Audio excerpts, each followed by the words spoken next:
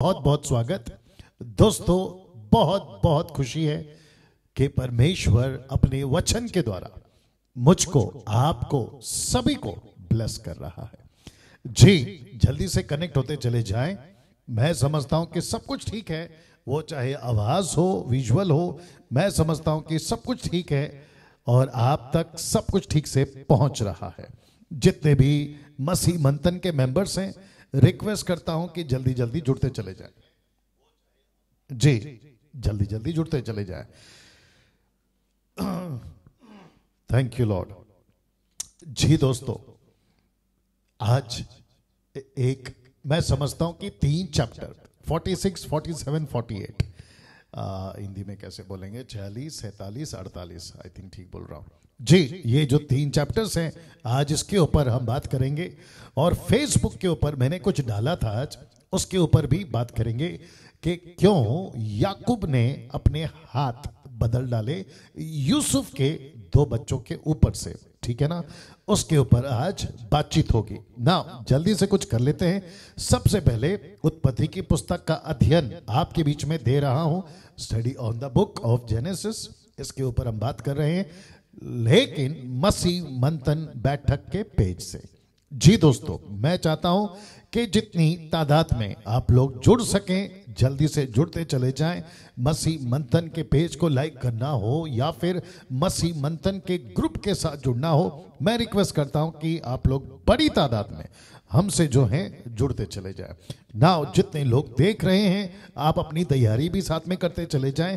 आप कहाँ बैठते हैं, कैसे मोबाइल को सेट करते हैं, आपका लैपटॉप या टीवी जो भी है वो भी साथ में आप लोग जल्दी जल्दी करते चले जाएं। जी, साथ ही साथ मसीह मंथन बैठक जो ग्रुप है वो चलता है टेलीग्राम ऐप पर। तो मैं चाहता हूं कि ये जो ऐप है आप इसको डाउनलोड कर लीजिएगा, क्योंकि अगर आपने डाउनलोड नहीं किया तो मसीह मंथन के साथ आप लोग जुड़ नहीं पाओगे, क्योंकि हम व्हाट्सएप पर नहीं हैं।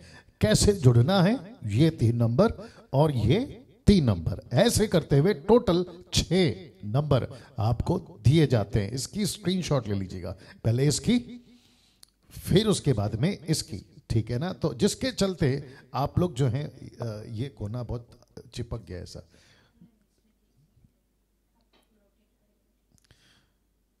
दिखाओ, रोटेट करके दिखाओ दोस्तों, 1 सेकंड दीजिए। जी, बहुत ज़रूरी है कि आप लोगों को सब कुछ ठीक से दिखे, जिसके चलते मैं ऐसा कर रहा हूँ। अच्छा, ठीक है, नो इशू। हाँ हाँ, एच के वजह से कर्व कर्व कर्व। जी, वाह जी, ये टोटल 6 नंबर। नाउ प्रश्न उठता है दोस्तों, मसीह मंथन के साथ आपको क्यों जुड़ना चाहिए? क्योंकि मैं बार बार और कई बार और 2 दिन और बोलूंगा, उसके बाद में ये कॉन्सेप्ट खत्म हो जाएगा बोलने का। ठीक है ना, थोड़ा बर्दाश्त कर लीजिएगा। जी, तो मसीह मंथन के साथ आपको क्यों जुड़ना है? क्योंकि मसीह मंथन एक कॉन्सेप्ट को लेके चल रहा है, एक बात को लेके चल रहा है, एक विचार को लेके चल रहा है, एक मकसद को लेके चल रहा है, एक मुहिम को लेके चल रहा है, और वह यह है गलत शिक्षाएं। क्योंकि एमएमबी इन सब शिक्षाओं के खिलाफ है। कौन से आपके बीच में रखता चला जाऊंगा, आप लोग इनसे वाकिफ हैं। अगर जिसको नहीं पता वो सब इस बात का ध्यान दें कि जनरेशनल कर्स, पीढ़ियों का श्राप मसीह में आने के बाद नहीं लगता, नहीं होता, और उसको किसी प्रकार से मान्यता बाइबल नहीं देती। क्योंकि जो मसीह में है, इफिसियों 1:3, दूसरा कुरिन्थियों 5:17, फिर दूसरा कुरिन्थियों 5:20, हम सब राजदूत हैं। पहला पत्रस उसका 2 अध्याय वचन 9, हम याजक हैं, चुने हुए वंश हैं, यीशु के हैं, कलीसिया हैं, दुल्हन हैं, और यीशु के लहू से धोए हुए लोग। तो पीढ़ियों का श्राप कैसे लगेगा? तो कुछ लोग सिखाते हैं, उनका अपना अपना क्या कहते हैं ना, नॉलेज या ज्ञान है, जिसके चलते वो लोग सिखा रहे, बट हम स्वीकार नहीं करते, क्योंकि बाइबल उसको इजाजत नहीं देती। दशमांश भी जो है किसी प्रकार का क्या कहते हैं, जोर जबरदस्ती के साथ नहीं होना चाहिए कि देते हो तो आशीष है, नहीं देते हो तो श्राप है, या फिर मलाकी 3:10 का डर दिखाकर। ऐसा किसी प्रकार का कॉन्सेप्ट को मसीह मंथन या डैनियल राज नहीं मानता। रहा सवाल 10 आज्ञा, जिसको कहते हैं इंग्लिश में 10 कमांडमेंट्स, हम 10 का पालन क्यों करें? हम पूरी बाइबल का पालन करेंगे। और 10 का कॉन्सेप्ट, हम रूढ़िवादी नहीं है, हम किसी प्रकार के परंपरा में नहीं है, हम किसी प्रकार के धर्म या रिलीजन में नहीं है कि 10 का पालन करो, दशमांश दो। ऐसा सबत का दिन जो नीचे लिखा है विश्राम दिन, सैटरडे को आओ, संडे को आओ, फ्राइडे को आओ, नो, हम सब दिन परमेश्वर का दिन और अच्छा दिन है, और दिन हो या समय सब एक जैसा है, ठीक है ना। ना ये सबसे ज्यादा जिसके ऊपर मैं जोर देता हूं, और वो है अन्य भाषा, जिसको ब्रैकेट में जिब्रिश लिखा है, इंग्लिश में टंग्स लिखा है। ऐसी किसी प्रकार का दान जिसको जिब्रिश कहते हैं बाइबल के अंदर नहीं है। मैं आप सबको बताते आ रहा हूं और सबको पूछते आ रहा हूं, एक बंदा अभी तक क्लियर नहीं कर पाया, प्रूफ नहीं दे पाया कि जिब्रिश बाइबल के अंदर है। लेकिन जो बाइबल के अंदर है अन्य भाषा, उसको डैनियल राज और मसीह मंथन मानता है, और वह है लैंग्वेजेस, जिसको कहते हैं नोन लैंग्वेजेस, मतलब जिसको समझ आती है ऐसी भाषा जिसका जिक्र यीशु ने करा, जिसका जिक्र पतरस ने करा, जिसका जिक्र पौलुस ने करा, दैट्स इट। उसके बाहर ऐसा किसी प्रकार का जिब्रिश। अभी बीच में किसी का वीडियो देख रहा था, खैर नाम और शहर नहीं बताऊंगा, लेकिन पहाड़ के ऊपर जाकर कुछ महिलाओं को लेकर उनको क्या कहते हैं ना, क्या कहते हैं, भावुक कर कर के प्रभु छू रहा है। क्यों? पहाड़ के ऊपर यीशु प्रार्थना करते थे और प्रभु उनसे बात करते थे, पिता बात करते थे, अब तुमसे भी बात करेंगे। ऐसी वाली कॉन्सेप्ट, ऐसा वाला कॉन्सेप्ट लाकर फिर उनको कहते हैं कि तुम ऐसी भाषा बात करो जिसको कहते हैं जिब्रिश, और वो घंटों है ना बॉडी हिलाना, शेक करना, और क्या कहते हैं ना जोर जोर से सर को पटकना, कपड़े कहाँ जा रहे, ऐसा कोई चीज का जो है जिक्र बाइबल के अंदर नहीं है, जो वो पहाड़ के ऊपर मैंने वीडियो में देखा ना। उसके हम खिलाफ हैं ना। साथ ही साथ women's can't be a pastor, महिला पास्टर नहीं बन सकती, इस शिक्षा के भी हम खिलाफ हैं। महिला पास्टर बन सकती है और वो सब कुछ कर सकती है जो एक पुरुष करता है ना। ये रहा दूसरा जो लिखा है, वेलकमिंग होली स्पिरिट, पवित्र आत्मा का स्वागत करना, वो चाहे शब्दों से हो, वो चाहे गीतों से हो या अपने प्रचार से हो। क्योंकि एक विश्वासी, वो चाहे अभी का हो या कभी का हो, वो नया हो या पुराना हो, चर्च मेंबर हो या सेवक हो, नेशनल हो या इंटरनेशनल हो, जिस दिन यीशु को अपनाता है उसी दिन पवित्र आत्मा उसको मिल जाता है। ऐसा विश्वास हम करते हैं ना। साथ ही साथ दोस्तों ये रहा स्लेइंग इन द स्पिरिट, यानी कि नीचे गिराना, लाफिंग इन द स्पिरिट, आत्मा में हंसना, और प्रेइंग फॉर द बिलीवर्स, विश्वासियों के लिए प्रार्थना करना। ये सब के पीछे एक ही मकसद होता है इन लोगों का जो करते हैं, और वो है पैसा। जैसे ही आपको कहते हैं अभी प्रभु छू रहा है, भावुक हो जाते हैं, इमोशनल हो जाते हैं, और फिर ऐसा लगता है कि कितना पावरफुल सेवक है और कितना अभिषेकित सेवक है, चलो इसको एक काम करते हैं, इनसे प्रार्थना कराते हैं। और फिर वहां से शुरू होता है उनका डिमांड कि प्रार्थना का बीज जब तक नहीं बोगे ब्लेसिंग नहीं आएगी, जब तक प्रेयर सीड नहीं बोगे तब तक आपको किसी प्रकार की आशीष नहीं मिलेगी। ऐसे सभी शिक्षाओं के खिलाफ मैं हूं और मसीह मंथन है जिसको हम लेकर चल रहे हैं। फिर है selling things on his name, मतलब चीजों को बेचना, वो पानी हो, रुमाल हो, कपड़ा हो, नमक हो, घड़ी हो, फोटो हो, न जाने क्या क्या, ऐसों के भी खिलाफ हम हैं। साथ ही साथ non biblical super natural experiences, नीचे गिरना, जोर जोर से हंसना, या फिर है ना ऐसी सभी एक्टिविटीज। मैंने दर्शन देखा है तो उसका मकसद एक ही होना चाहिए कि किसी का उद्धार हो। मैंने सपना देखा, सपना देखने का मकसद एक ही होना चाहिए कि किसी का उद्धार हो, यीशु की सेवा हो, यीशु की कलीसिया, उसका राज्य बढ़े। ये नहीं कि आपने कोई दर्शन देखा, आपका नौकरी, आपका बिजनेस, इन सब चीजों के पीछे परमेश्वर टाइम पास नहीं करता ना। दोस्तों मोटिवेशनल प्रीचिंग, ब्लेसिंग प्रीचिंग और मिरेकल्स प्रीचिंग, अगर आप परमेश्वर की योजना में हैं, आप यीशु की योजना में हैं, आप मिशन में हैं, आपको किसी प्रकार की ऐसी टीचिंग की जरूरत नहीं है जहां मोटिवेशनल जिसको प्रीच कहते हैं, क्योंकि ये भी ऐसे ही करते हैं, ऐसे भावुक कर देते हैं आपका दिल की तसल्ली के लिए। अरे क्या प्रचारक है, अरे क्या बोलता है, अरे मैं तो फेवरेट हूं परमेश्वर का। लेकिन प्रचार के बाद में जब तुम स्टेज से नीचे उतरते हो या फिर चर्च से बाहर जाते हो, फिर वही डिस्को, लीला, शीला, मुन्नी, बदनाम, और फिर वो सब कुछ करते हो जो संसार में चलता है। तो फिर मेरा प्रश्न है, परमेश्वर ऐसों को मोटिवेट क्यों करेगा, ऐसों को ब्लेस क्यों करेगा और ऐसों को चमत्कार क्यों करेगा? बाइबल स्पष्ट है, मेरे पास आना है दुख उठाओ, मेरे पास आना है सेवा करो, मेरे पास आना है क्रूस उठाओ, ये है टीचिंग। ये सब नहीं है। आखिरी कॉलिंग पापा, किसी को पिता बुलाना, किसी को मेरा स्पिरिचुअल फादर, ये न जाने कहां से आ गया। He is my spiritual father. South Africa में तो इसकी भरमार है। अफ्रीकन प्रीचर्स कहते हैं he is my spiritual father, या फिर इंडियंस उनको बना लेते हैं।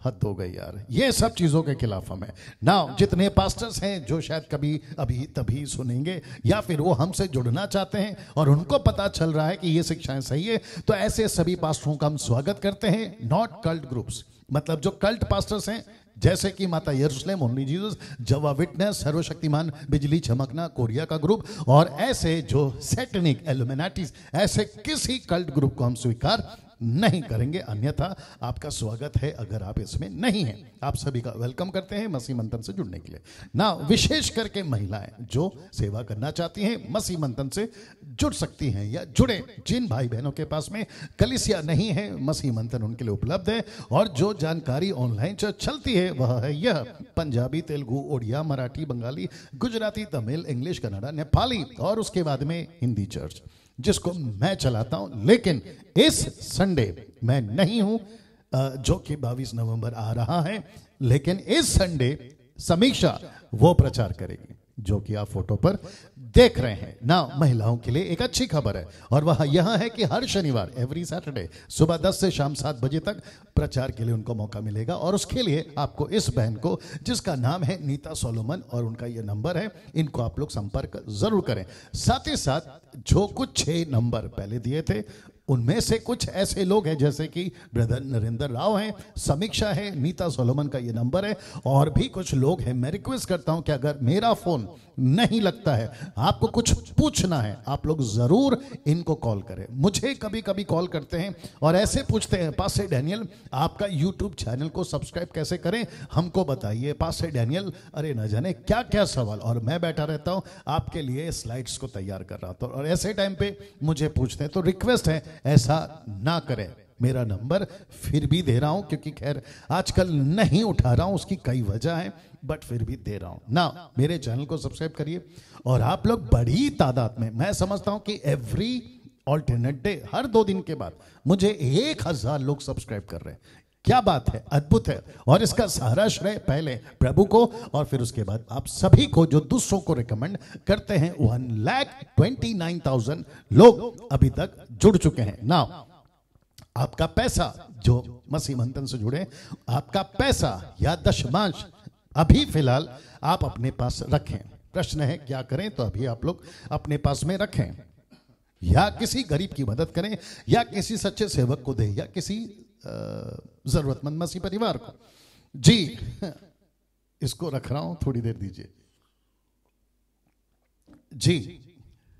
कुछ लोग, मुझे नहीं पता, आउट ऑफ जेलस है या उनकी तरक्की नहीं हो रही, उनको यूट्यूब पे सब्सक्राइबर नहीं मिल रहे, या उनकी वीडियो नहीं चल रही यूट्यूब पे, या फिर उनका पैसा कमाने का दुकान, जिसको मैं कहता हूं सोशल मीडिया, वो नहीं चल रहा है। तो मुझ जैसे और भी कुछ जो अच्छा 10 तक का काम कर रहे हैं, उनकी वीडियो को एडिट करके, उनकी गलतियां निकाल के, उनके हिसाब से, हमारे हिसाब से तो खैर हमारा पूरा संदेश ही गलत है, उनके हिसाब से तो उनके हिसाब से ऐसी एडिट करके उल्टी सीधी वीडियो बनाते हैं। और उसके चलते मुझे आप सभी को बताने दीजिए कि वो जो भी करते हैं, वो चाहे मैं हूं या कोई और, लोग मेरे विरोध में नहीं है, बल्कि मैं जो टीचिंग देता हूं उसके विरोध में है।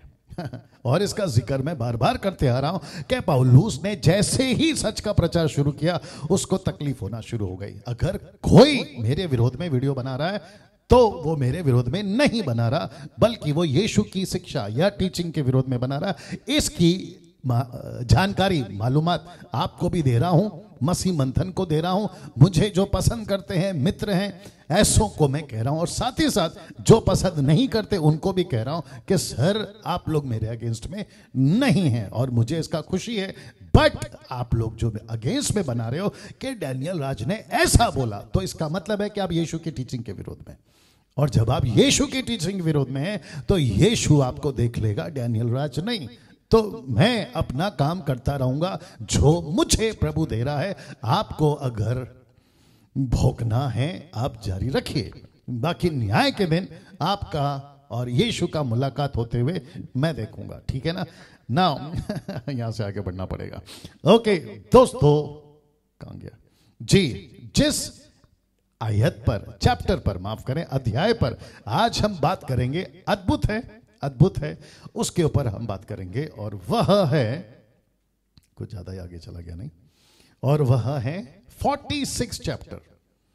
कहां गया, कहां गया, कहां गया, आ गया जी, वो है ये 46 चैप्टर। अच्छा, उसमें नहीं दिखता है ना, ओके, मुझे लगा सब उसमें दिखता है।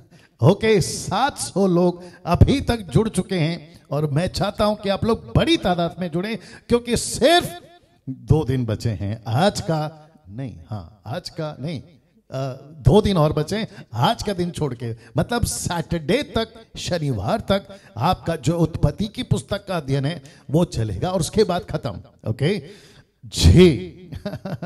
ओके, आपके बीच में रखने जा रहा हूं इस पुस्तक जिसका नाम है उत्पत्ति, और अध्याय 46, राइट, हाँ, और साथ ही साथ दिन है 42। अच्छा है।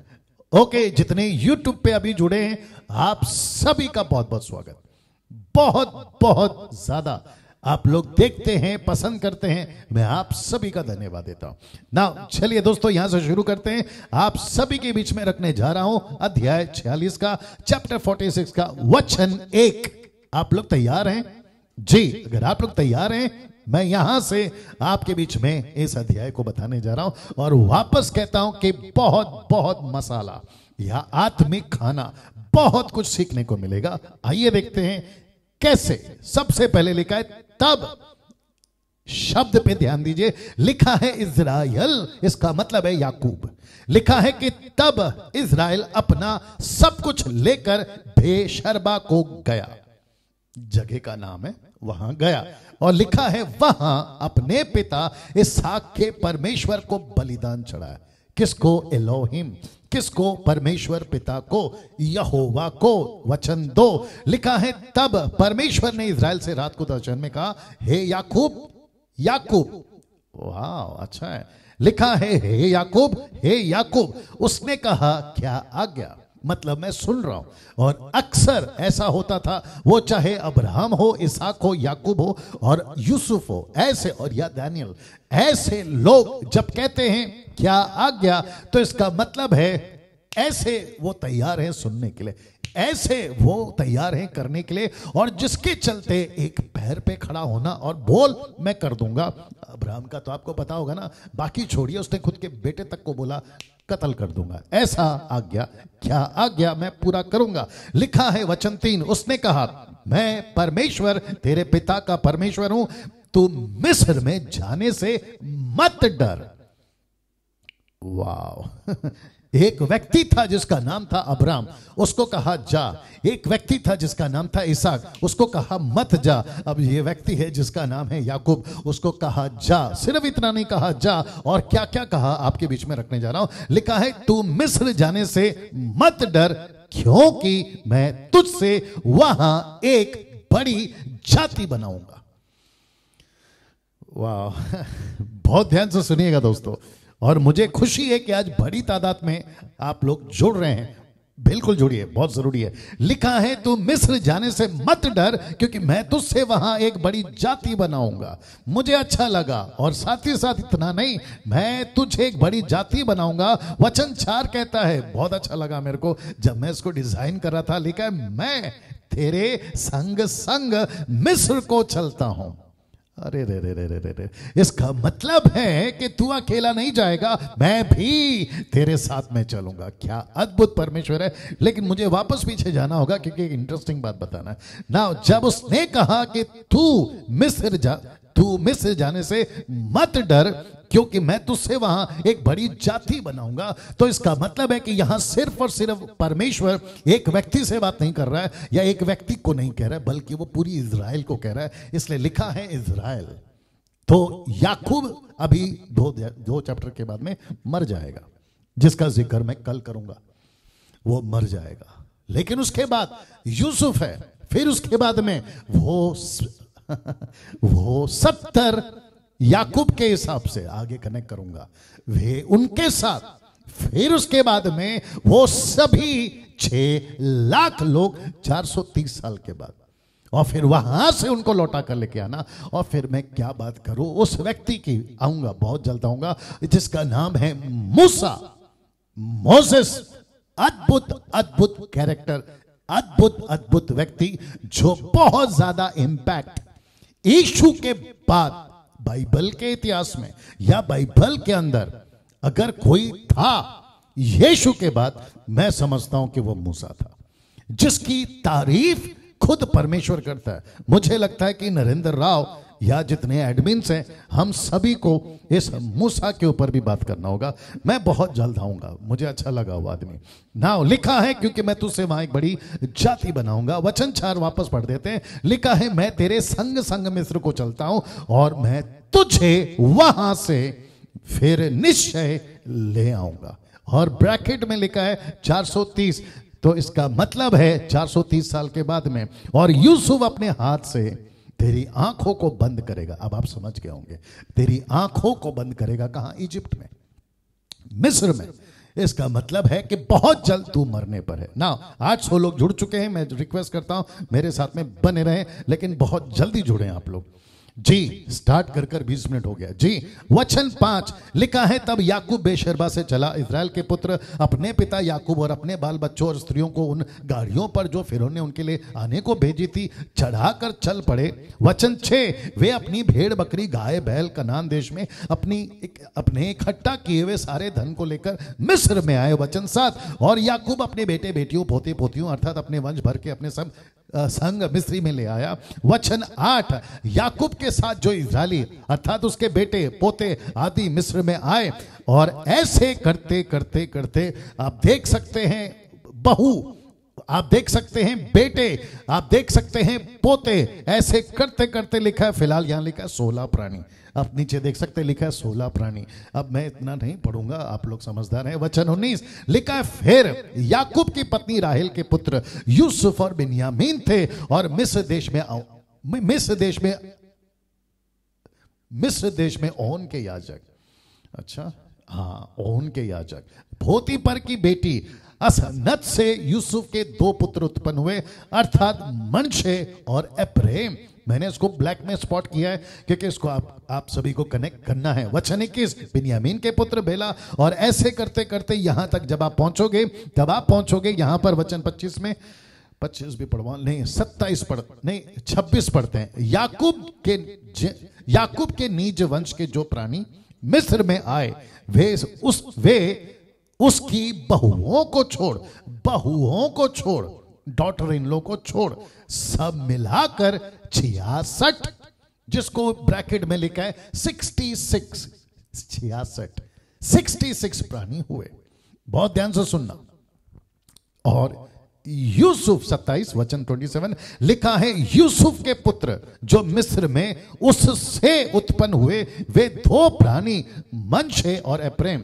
इस प्रकार याकूब के घराने के जो प्राणी मिस्र में आए वे सब मिलकर 70, ब्रैकेट में 70 हुए। मेरा एक प्रश्न है, यूसुफ के बच्चे मनशे और एप्रेम अभी तक याकूब मिला नहीं है, उनके साथ में मुलाकात नहीं हुई है, लेकिन उसके पहले याकूब उनको अपने लिस्ट में गिनती कर रहा है। और इसको लिख कौन रहा है? मूसा। इसको दिमाग में रखिएगा, जैसे ही आगे बढ़ूंगा ना तो आपको कनेक्ट हो जाएगा, ठीक है ना। लेकिन फिलहाल बात करते हैं, नीचे लाइन लिखा है 70, ऐसा लिखा है कि 70 टोटल 70।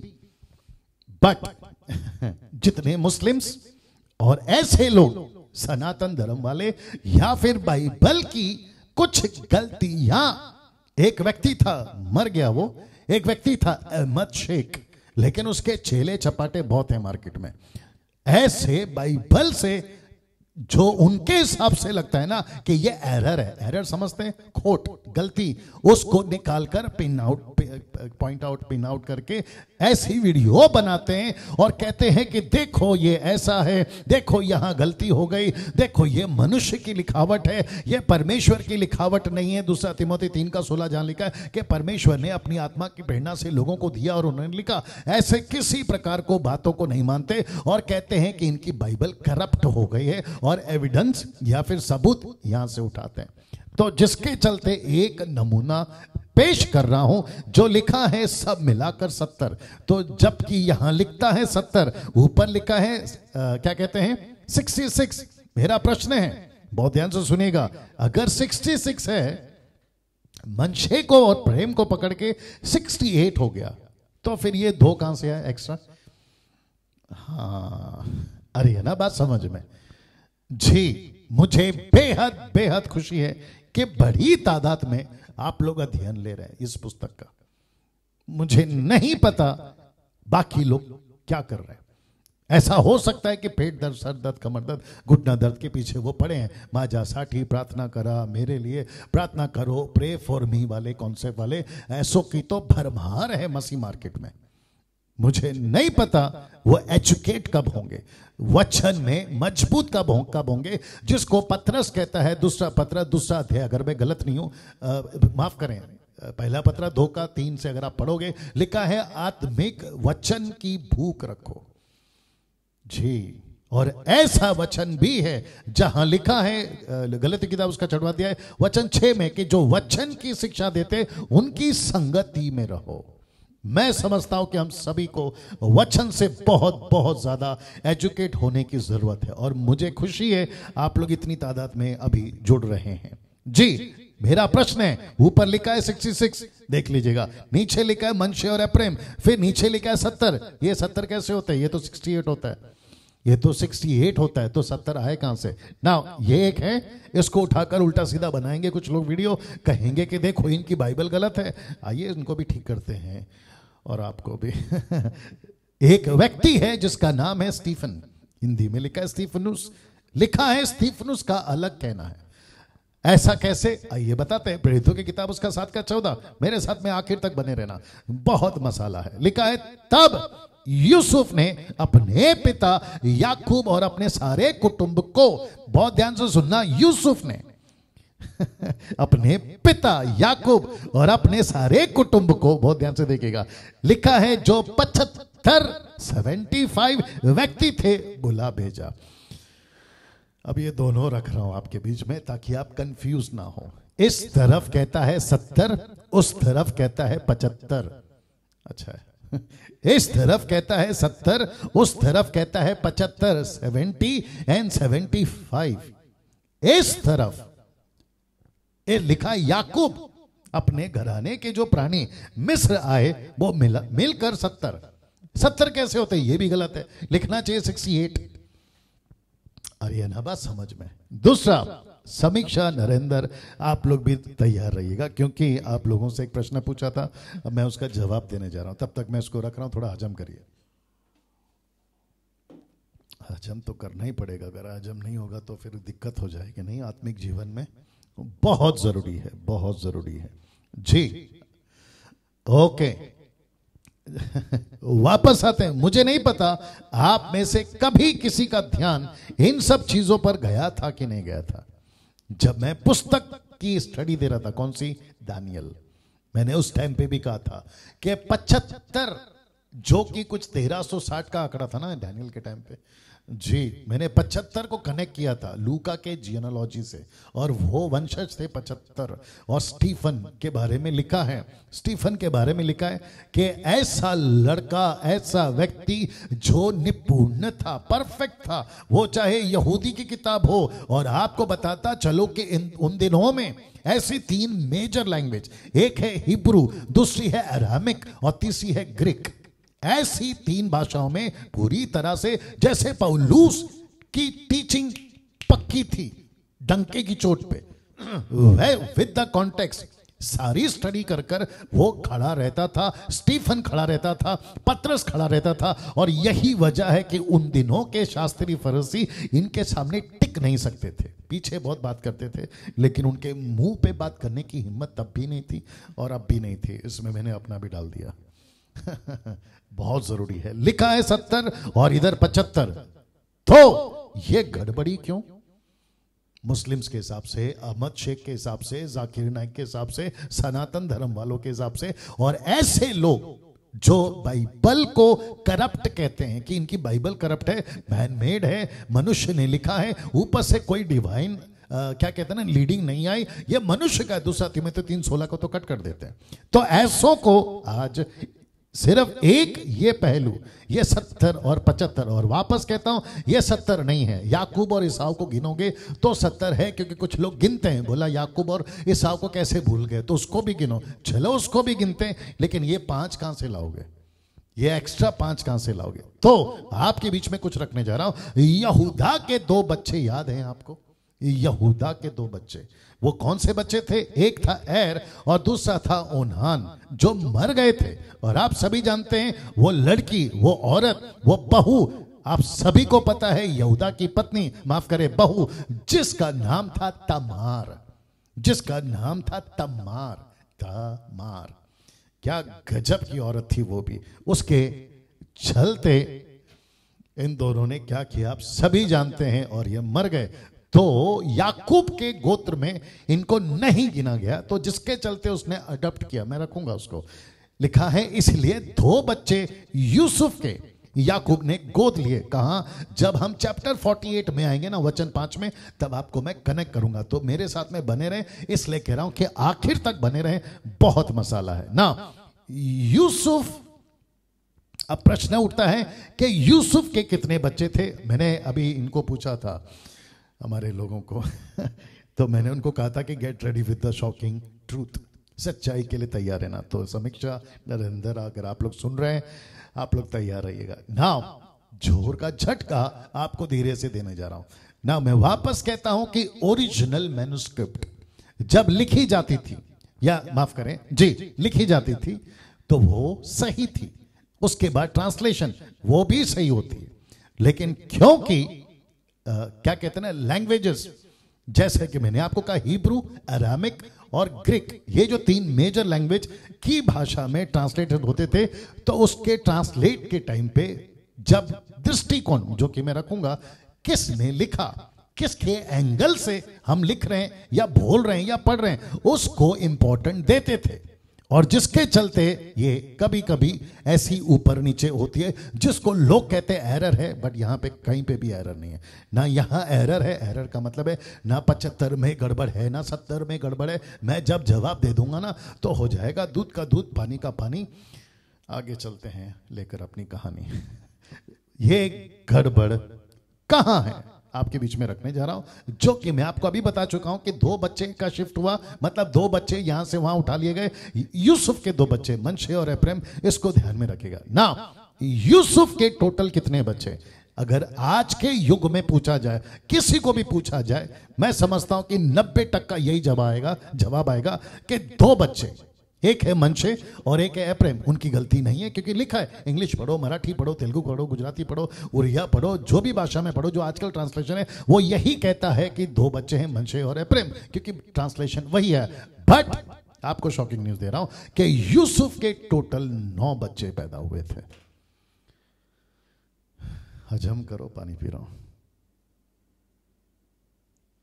जी। यूसुफ के टोटल 9 बच्चे पैदा हुए थे। अब आप पूछोगे पास्टर डैनियल, इसका प्रूफ क्या है? मैं आपको दे रहा हूं इसका प्रूफ। सबसे पहला ये वचन, उत्पत्ति उसका 48 का 6 लिखता है। कौन बोल रहा है? याकूब बोल रहा है। वो कहता है, और उनके पश्चात, किनके पश्चात? मनशे और एफ्रेम को मुझे दे दे।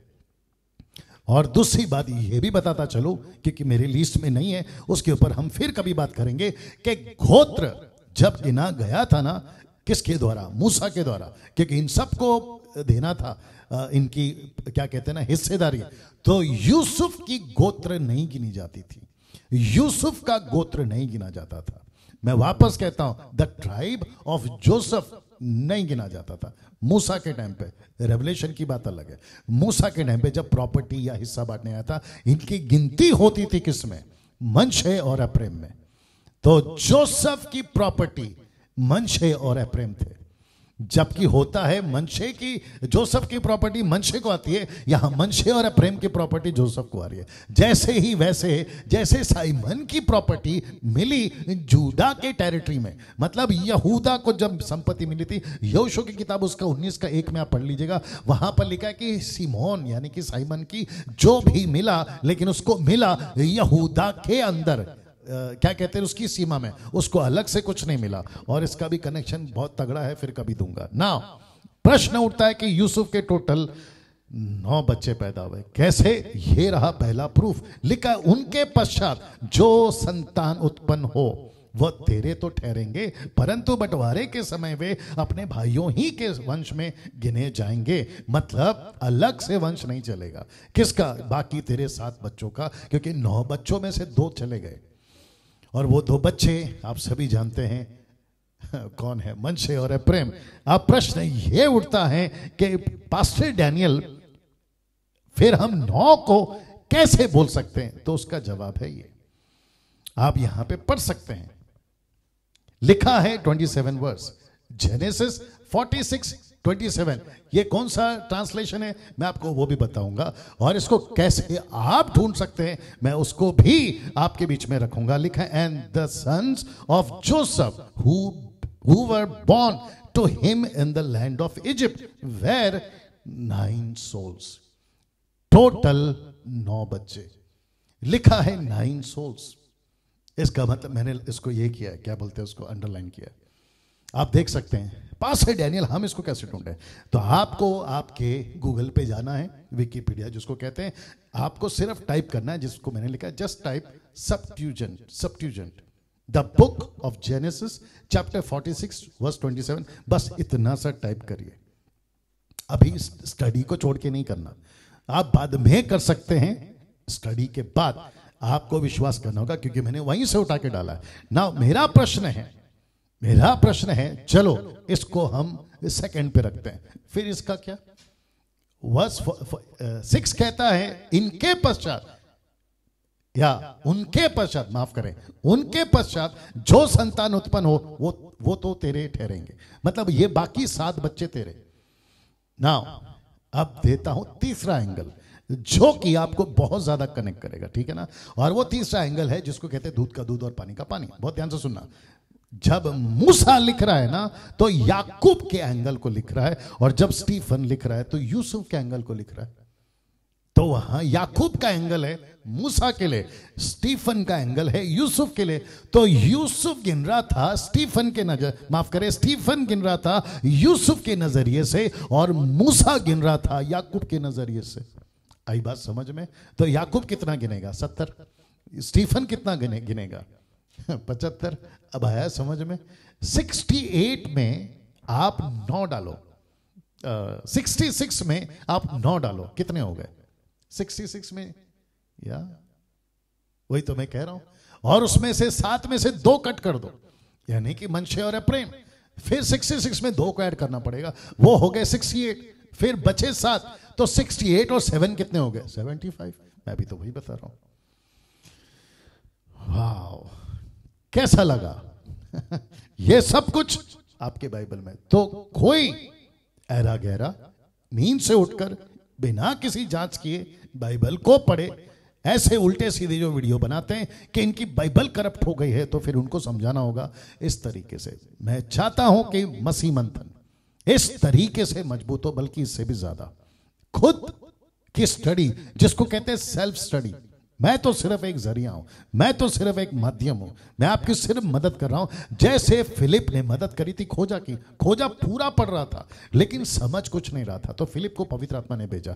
वैसे ही मुझ जैसे 10% लोगों को पवित्र आत्मा भेजता है, सोशल मीडिया के माध्यम से, आपके फोन के माध्यम से, मसीह मंथन के माध्यम से, और अभी आपके इस पेज के माध्यम से या यूट्यूब के माध्यम से।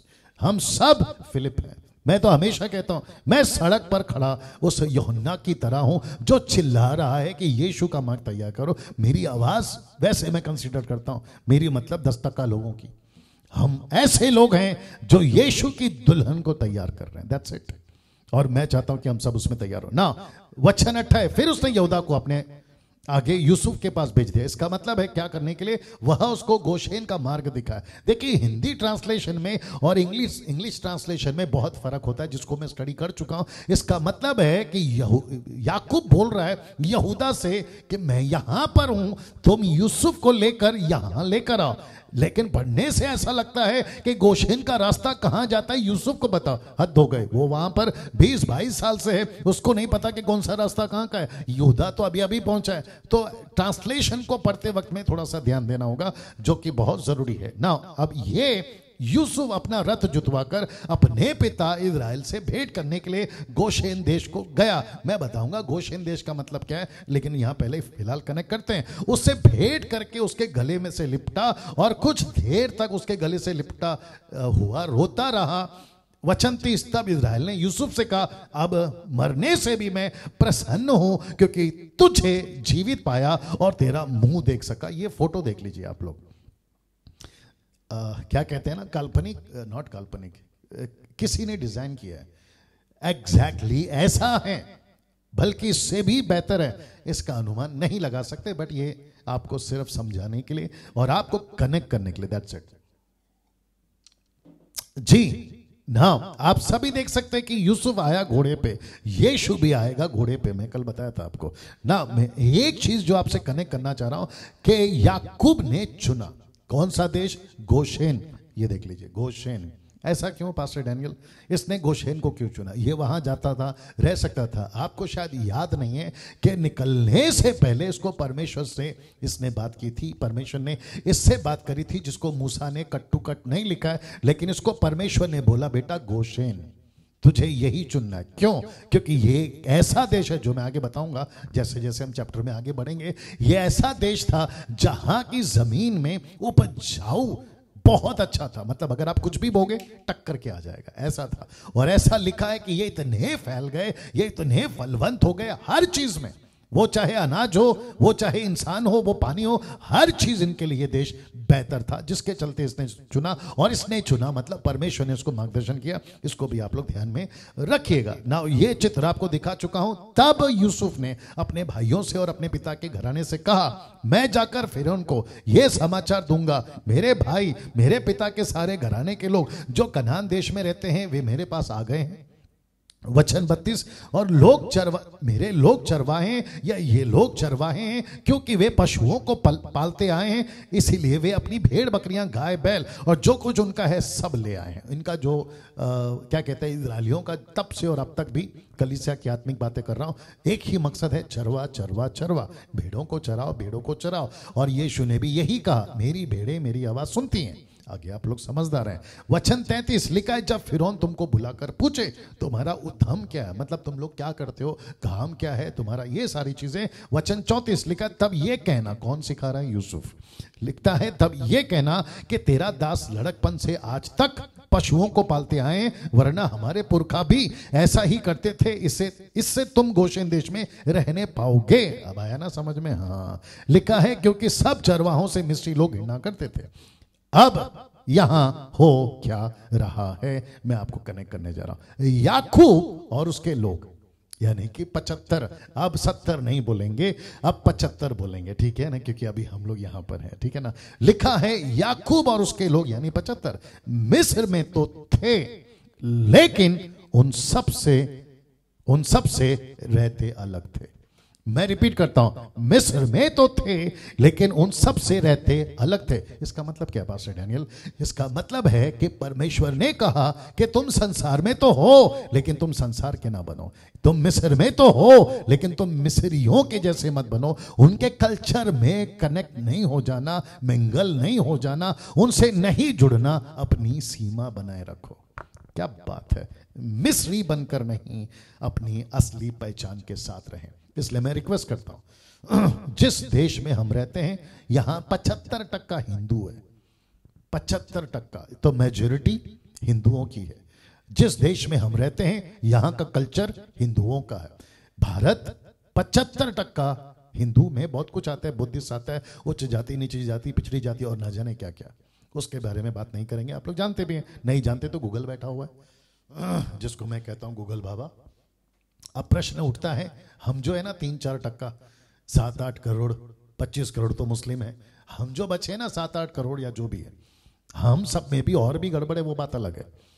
तो अपनी असली पहचान लेके चलो, वो चाहे ऑफिस हो, अपनी आइडेंटिटी रखो। मैं यीशु को मानता हूं, मैं यीशु का फॉलोवर हूं, मैं ये नहीं खा सकता, मैं ये नहीं कर सकता, मैं इतना बैठ सकता हूं, इतना नहीं बैठ सकता, मैं इसको हाथ लगा सकता हूं, नहीं लगा सकता, मैं पी सकता हूं, नहीं पी सकता। ऐसी अपनी असली पहचान हर दिन, या आप जहां भी जाते हैं अपनी असली पहचान लेके चलो।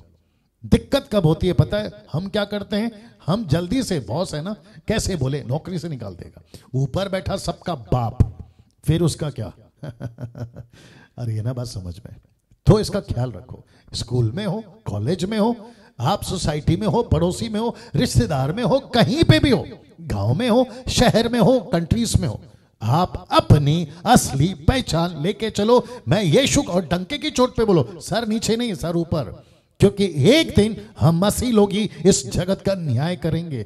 हम न्याय करेंगे बॉलीवुड, हॉलीवुड, टॉलीवुड, हम न्याय करेंगे नेता अभिनेता का, हम न्याय करेंगे लंदन के प्रिंस का, हम न्याय करेंगे एक एक आदमी का। बाइबल कहती है 2 कुरिन्थियों उसका 6वां अध्याय, अगर मैं गलत नहीं हूं तो वचन 2 से, हम सब इस पृथ्वी का न्याय करेंगे यीशु के साथ बैठकर। यही तो पौलुस कहता है ना। फिर से कहता हूं, अपनी असली पहचान रखो। अगर जहां पे भी रहते हैं ना आसपास में, उनको पहले से बता के रखो, देख भाई मैं यीशु को मानता हूं, देख भाई मेरी ये सीमा है और इतना तक कर सकता हूं, इतना तक आ सकता हूं, मैं तेरे साथ हंसूंगा, खेलूंगा, बात करूंगा, सब कुछ करूंगा, लेकिन मेरा लिमिट है। इसको पहले से बरकरार रखिएगा, ठीक है ना। आगे आप लोग समझदार है ना। अब बात करते हैं 47वें चैप्टर की। लिखा है फिरौन द्वारा याकूब का स्वागत, और अच्छी बात है, और फिरौन को तो करना ही होगा, क्योंकि जिस रहनो करम पे पल रहा है ना, उसका नाम है यूसुफ, और यूसुफ का बाप है याकूब, और याकूब और यूसुफ का असली आत्मिक बाप है या परमेश्वर यहोवा। क्या बात है, यहां तो तालियां चाहिए थी आपकी। चलिए आप लोग जो करना है कर सकते हैं। वापस आते हैं वचन 1, 47 का वचन 1। तब यूसुफ ने फिरौन के पास जाकर यह समाचार दिया, मेरा पिता, मेरे भाई, उनकी भेड़ बकरियां, गाय बैल, जो कुछ उनका है सब कनान देश में आ गया है, अभी तो वे गोशेन देश में हैं। वचन 2, उसने अपने भाइयों में से लिखा है, फिर उसने अपने भाइयों में से 5 जन लेकर फिरौन के सामने खड़े किए। मेरा एक प्रश्न है, 5 क्यों, जबकि ये लोग कितने हैं टोटल? 12। तो लेकर कितना जाना चाहिए था? 11, लेकिन लेकर गया है 5। ऐसे क्यों मेरे यारा? जरा सोचिए आप, ये 5 कौन है?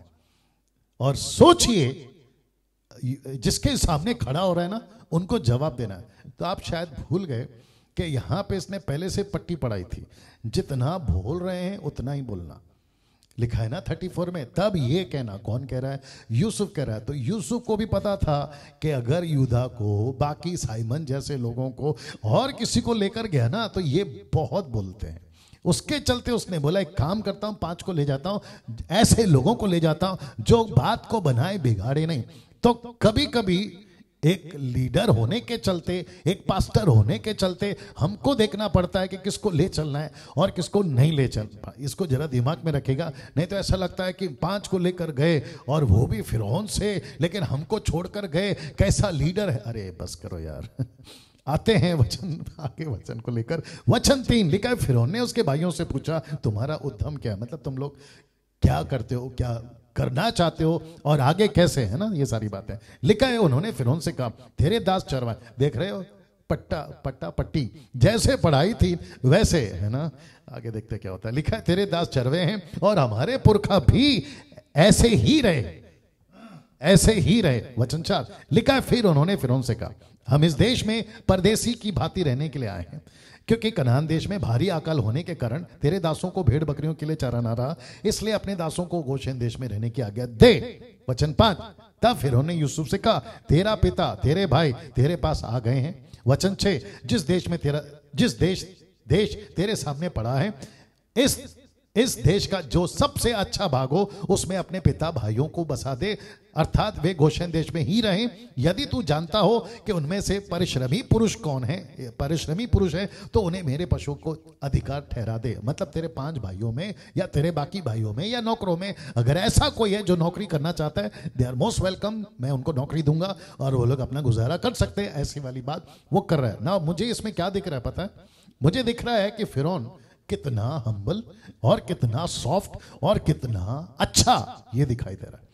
लेकिन जैसे ही हम निर्गमन की पुस्तक यानी कि ठीक इसके बाद जैसे ही पढ़ते ना तो फिरौन अलग दिखता है। तो वो अलग है 430 वाला, 430 साल के बाद वाला ये अलग दिख रहा है ना। वचन 7 लिखा है, तब यूसुफ ने अपने पिता याकूब को ले आकर माफ करें, ये अच्छा लगा मेरे को, जरा ध्यान दीजिएगा। लिखा है, तब यूसुफ ने अपने पिता याकूब को ले आकर फिरौन के सामने खड़ा किया और याकूब ने फिरौन को आशीर्वाद दिया। वाह, आप नहीं समझे शायद, मैं वापस बोलता हूं। ऐसा नहीं लिखा है कि फिरौन ने याकूब को आशीर्वाद दिया, ऐसा लिखा है कि याकूब ने फिरौन को आशीर्वाद दिया। आप नहीं समझे अभी भी। याकूब हो यूसुफ हो, इनका दबदबा देखो। बोला तू होगा मंत्री, तू होगा नेता, तू होगा बड़ा बॉस, तू होगा लंदन टाइप का प्रिंस, तू होगा टाटा अंबानी और तू होगा रोडपति, हमको क्या लेना देना। लेकिन हम जिसके हैं ना, ये पूरी दुनिया उसकी है और हम उसके बच्चे हैं और वो हमारा बाप है। क्या बात है। और जिसके चलते इसने कहा, आ बेटा तेरे को आशीर्वाद देता हूं। आशीर्वाद का मतलब है इंग्लिश में ब्लेस करना। दूसरे शब्दों में ब्लेस कैसे होते हैं? परमेश्वर को देना। परमेश्वर को कैसे दे सकते हैं? वचन सुनाना। और आज की तारीख में इसका कनेक्शन है सुसमाचार सुनाना। वाह। मेरा प्रश्न है, आप जहां जाते हैं, आप जिसको मिलते हैं, मेरा प्रश्न है क्या उनके साथ में हम गॉस्पल शेयर करते हैं? हम वचन सुनाते हैं या फिर ये सोचते हैं अगर मैंने इसको गॉस्पल सुनाया ये मुझे ईसाई बोलेगा, ये बोलेगा धर्मांतर वाला आ गया, अरे बोलेगा ये देखो ऐसे ही यीशु वाले आ गए, उसके डर के चलते हम चुप हो जाते हैं। मेरा फिर प्रश्न है, फिर परमेश्वर का राज्य कब आएगा? अगर ऐसे डर से, उल्टा भी तो हो सकता है ना कि वो व्यक्ति बदल जाए, उल्टा भी तो हो सकता है ना वो पहले बोले अरे तू तो ये है, लेकिन क्या पता कब किसको परमेश्वर छू जाए और उसकी जिंदगी बदल जाए। और जिसके चलते रोमियो किताब उसका पहला अध्याय वचन 16 पौलुस कहता है, मैं सुसमाचार सुनाने से नहीं लज्जाता। क्या बात है। ऐसे सेवक, प्रचारक, दास दासी मसीह मंथन वाले बनना चाहिए और जितने हमको सुनते हैं वो बनना चाहिए। वचन 8 तब फिरौन ने याकूब से पूछा, तेरी आयु कितने दिन की हुई? मतलब तेरा एज क्या है? हो सकता है वहां का कल्चर होगा, हो सकता है कि उसको जानना चाहता होगा कि भाई तू कितने साल जिंदा रहेगा। उसको देखने से भी पता लग गया होगा क्योंकि अच्छा खासा बुढ़ा हो गया था। कौन? याकूब। वचन 9 याकूब ने फिरौन से कहा, मैं तो 130 वर्ष परदेसी होकर अपना जीवन बिता चुका हूं। मतलब 130 साल का हूं, बिता चुका हूं। मेरे जीवन के दिन थोड़े और दुख से भरे हुए भी थे। मतलब मैंने लाइफ में बहुत उतार चढ़ाव देखा और सबसे बड़ा उतार चढ़ाव तो ये सामने खड़ा ना यूसुफ, ये तो जिंदा रहकर मुझे लगा मर गए और ऐसा दुख मुझे 20-22 साल तक हुआ। और मेरे बाप दादा परदेसी होकर जितने दिन तक जीवित रहे उतने दिन तक मैं अभी नहीं हुआ। मतलब मेरा पिताजी और फिर मेरे दादाजी जितना साल जिए मैं वहां तक तो अभी नहीं पहुंचा, लेकिन मेरी उम्र 30 साल की है। आगे बात करते हैं। वचन 10 लिखा है, याकूब फिरौन को आशीर्वाद देकर उसके सम्मुख से चला गया। तो याकूब फिरौन को आशीर्वाद देकर उसके सम्मुख से चला गया। कौन? याकूब चला गया। देखो क्या दबदबा है। वचन 11 तब यूसुफ ने अपने पिता भाइयों को बसा दिया। ये भी अच्छा है, बड़े ध्यान से सुनना। तब यूसुफ ने अपने पिता भाइयों को बसा दिया फिरौन की आज्ञा के अनुसार मिस्र देश के अच्छे से अच्छे भाग में, अर्थात रामसेस नामक प्रदेश में भूमि देकर उनको बसा दिया। यूसुफ अपने पिता का और अपने भाइयों का और पिता के सारे घराने का एक एक बाल बच्चों की गिनती के अनुसार भोजन दिला दिलाकर उनका पालन पोषण करने लगा। क्या आदमी है ये? कौन? यूसुफ। क्या दिल है इसका, ऐसे बच्चों का पालन पोषण कर रहा है जिनके बाप ने इनको बेचा था। अब आप सोचिए, और एक एक शब्द देखिए, ऐसा लिखा एक एक बाल बच्चों की गिनती के अनुसार। बोला एक भी बच्चे को भूखा नहीं सोना है, सबको खाना दूंगा। क्यों? ऐसा लिखा है 5 साल भयंकर अकाल। नाउ अब इसको शॉर्ट किया है, पद 13 से पद 26 तक पूरी पृथ्वी पर भयंकर अकाल और यूसुफ का प्रबंध। पद 27 से 31 तक में इजराइल का गोशेन प्रदेश में बसना। और ये सभी वचन हैं जो आप पढ़ सकते हैं आपके क्या कहते हैं बाइबल के अंदर। ओके ओके ओके ठीक है, इसको इसको इसको इसको जी ना, इसको लेना होगा दोस्तों, इसको लेना होगा। लिखा है वचन 27 में, इजरायली मिस्र के गोशेन प्रदेश में रहने लगे और वहां की भूमि, जी इसको लेना होगा क्योंकि बहुत इंपॉर्टेंट है। मैंने कहा था ना वहां की भूमि, जी इजरायली मिस्र के गोशेन प्रदेश में रहने लगे और वहां की भूमि उनके वश में थी, फूले फले और अत्यंत बढ़ गए। मिस्र देश में याकूब 17 वर्ष जीवित रहा। इस प्रकार याकूब की सारी आयु 147 वर्ष की, 147 वर्ष की हुई। अब आगे ये नहीं सोचना कि याकूब मर गया, वो एक बड़ा काम करके मरेगा, अभी उसको मैं दे रहा हूं। वचन 29, जब इजराइल के मरने का दिन निकट आया, किसका? याकूब का। लिखा है तब उसने अपने पुत्र यूसुफ को बुलाकर कहा, यदि तेरा अनुग्रह मुझ पर हो तो अपना हाथ मेरी जांघ के तले रखकर शपथ खा, जैसे किसने कहा था, अगर आपको याद आ गया होगा। वैसे ही याकूब ने भी कहा, मेरी जो कब्र है ना, मेरी जो हड्डियां है ना, वो सड़ने नहीं पानी चाहिए और कहीं नहीं जाना। कहाँ लेके जाके रखना बता रहा हूं मैं। लिखा है कि तू मेरे साथ कृपा सच्चाई का यह काम करेगा कि मुझे मिस्र में मिट्टी नहीं देगा। वचन 30, जब मैं अपने बाप दादाओं के संग सो जाऊंगा ना, तब तू मुझे मिस्र से उठा ले जाकर उनके कब्रस्तान में रखना। तब यूसुफ ने कहा, मैं तेरा वचन के अनुसार करूंगा। वचन 31, फिर उसने कहा, मुझसे शपथ खा। अंत उसने उससे शपथ खाई। तब इजराइल ने खाट के सराहने की और सिर झुकाकर प्रार्थना की। मर नहीं गया भाई, रुक जाओ, ये अभी नहीं मरेगा, एक बड़ा काम करके मरेगा। अक्सर ऐसे ही लगता है पढ़ने के बाद अभी गया है, लेकिन ये नहीं गया ना। आप सभी को याद होगा कि अब्राहम ने एलियाजर से क्या कहा था कि भाई तुझे ऐसी ही कसम खानी है। आगे मैंने आपको बताया था कि कनेक्शन क्या है, इसलिए आगे बढ़ेंगे। और ये रहा आज का आखिरी चैप्टर, 48 चैप्टर। याकूब द्वारा यूसुफ के पुत्रों को आशीर्वाद। ये डाला था मैंने फेसबुक पे, बहुत मजेदार है, मैं आपको बताता हूं। वचन 1, वक्त का ख्याल रखूंगा। वचन 1 आप लोग भी देख लीजिएगा, कुछ वक्त दीजिए जी। वचन 1 लिखा है, इन बातों के पश्चात, किन बातों के पश्चात? बहुत कुछ घटा होगा, बहुत कुछ बीता होगा, तो ऐसा लेखक लिखता है, मूसा लिखता है, इन बातों के पश्चात किसी ने यूसुफ से कहा। अब किसने कहा नहीं मालूम, लेकिन लिखता है किसी ने यूसुफ से कहा। क्या कहा? सुन, तेरा पिता बीमार है। वाह, तेरा पिता बीमार है, मतलब याकूब बीमार हुआ। इंसान है, हो सकता है। याकूब तेरा पिता बीमार है। मैं इसके ऊपर कुछ बोलना चाह रहा हूं, लेकिन वक्त को भी ध्यान रखूंगा। आज की तारीख में अब्राहम का विश्वास चाहिए। आज की तारीख में, आज की बात कर रहा हूं, मसीहों की बात कर रहा हूं, अब्राहम का विश्वास चाहिए। याकूब का जैसा ब्लेसिंग, जो बातें करी है ना जीवन में चली, माफ करे इसहाक, वो चाहिए। याकूब के जैसा जो कार्य उसने किया वो चाहिए। लेकिन साथ ही साथ ये भी तो देखो ना, अभी कुछ लोग कहते हैं मुझे नहीं पता कैसी प्रार्थना करते हैं, बट मैंने अक्सर सुना है, अभी तो 7-8 महीनों से या 1 साल बीतरे नहीं सुन रहा हूं, लेकिन पहले सुने थे, परमेश्वर मैं तेरा धन्यवाद देता। और इनकी प्रार्थना बड़ी गजब की होती है, और इनके हर प्रार्थना में एक शब्द तो कंफर्म है, और वो है हल्लेलुया। मैं हल्लेलुया के खिलाफ नहीं हूं, मुझे किसी प्रकार का हल्लेलुया शब्द से परहेज नहीं है, क्योंकि बाइबल का है। परमेश्वर के यहां पे स्वर्ग दूतों ने स्वर्ग में उसको बोला है, मुझे कोई दिक्कत नहीं है। लेकिन हर वक्त हर शब्द पे अभी कुछ लोग गवाही देते चर्च में, मेरे पिताजी का मृत्यु हो गया, हल्लेलुया। मेरी भैंस मर गई, हल्लेलुया। मेरी नौकरी चली गई, हल्लेलुया। अरे यार, तेरी नौकरी गई है, तेरी भैंस मर गई है, तेरा बाप मर गया, उसके बीच में तू हल्लेलुया क्यों घुसा रहा है? हल्लेलुया का मतलब है परमेश्वर की स्तुति हो। तो तेरा बाप मर गया, परमेश्वर की स्तुति हो, तेरी भैंस मर गई, क्या कर रहा है यार? तो बुद्धि कब कब कैसे बोलना है उसकी नॉलेज हो। तो कुछ लोग प्रार्थना करते हैं कि परमेश्वर अब्राहम की तरह विश्वास दे दे, सैमसन की तरह ताकत दे दे, और है ना सुलेमान की तरह बुद्धि दे दे।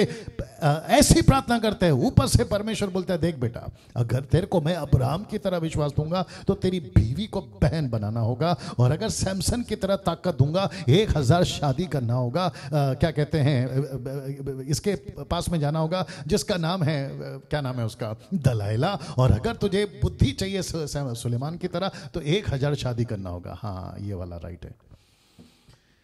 तो किसी की तरह मत करो। अगर याकूब की तरह तो फिर इसका ये जीवन भी देखो। इसका मतलब है आज बाइबल पढ़ते हैं, कहते हैं कि परमेश्वर जो लिखा है मेरे साथ होने दे। ऊपर से परमेश्वर बोलता है यूदा ने फांसी लगा, वो भी तेरे साथ होने दो। बुद्धि का इस्तेमाल करिए। हमको प्रार्थना पवित्र आत्मा में करना है। पवित्र आत्मा सिखाएगा कि कैसे प्रार्थना करना है। और हाथ जोड़ के रिक्वेस्ट कर रहा हूं खुद की भाषा में, हिंदी आती है तो हिंदी में, तेलुगु, तमिल, उड़िया, बराज, जो आपकी भाषा है उसी में आगे बढ़ूंगा। लिखा है तेरा पिता बीमार है। लिखा है तब वह, कौन, यूसुफ, क्योंकि उसको पता चल गया था कि अभी पिताजी का, आगे आप समझदार हैं। लिखा है तब वह मनशे और एप्रैम नामक अपने दोनों पुत्रों को संग लेकर उसके पास चला। किसी ने याकूब को बता दिया तेरा पुत्र यूसुफ तेरे पास आ रहा है। अब जरा याकूब का रिएक्शन देखिए, इज़राइल का रिएक्शन, जिसका नाम याकूब भी है। तब इज़राइल अपने को संभाल कर खाट पर बैठ गया। ऐसा क्यों? आप लेटे रह सकते थे ना, बीमार है ना आप लेटे रहो। आप उठकर बैठ क्यों गए? मैं फोटो दिखाऊंगा आपको। आप उठकर बैठ क्यों गए मैं आपको बताऊं। आपको याद होगा ना अध्याय 37 में इसने क्या देखा था कि कम से कम 11 गट्ठे काहे के, गेहूं के, ऐसे झुककर प्रणाम कर रहे हैं। गेहूं के थे क्या थे पता नहीं, 11 गट्ठे उसको प्रणाम कर रहे हैं। फिर उसने वापस क्या देखा मालूम है? सूरज, चांद और 11 तारे। तब याकूब भी बोला था, याकूब ने खुद कहा था, क्या पागल के जैसा बात करता है, क्या हम भी तेरा बाप होने के चलते मैं तेरे को झुककर, तेरे माता पिता, तेरे भाई तेरे को झुककर प्रणाम करेंगे? याद आया? वही परिस्थिति अब यहां पर, क्योंकि यूसुफ का दबदबा अलग हो गया था। यूसुफ मंत्री जैसा नहीं था, यूसुफ राजा जैसा था। तो इज़राइल बोला यार इसको तो आदर देना ही चाहिए, इसलिए लिखा है कि वो उठकर बैठ गया ना। वचन 3, याकूब ने यूसुफ से कहा, सर्वशक्तिमान परमेश्वर कनान देश के लूज नगर के पास मुझे दर्शन देकर आशीष दी। अब इसका इंट्रोडक्शन किसका? याकूब का परिचय याकूब का किसके साथ शुरू हो रहा है? आशीष के साथ शुरू हो रहा है। पता है क्यों? कि इसको अच्छे से पता है कि मैं जाने वाला हूं।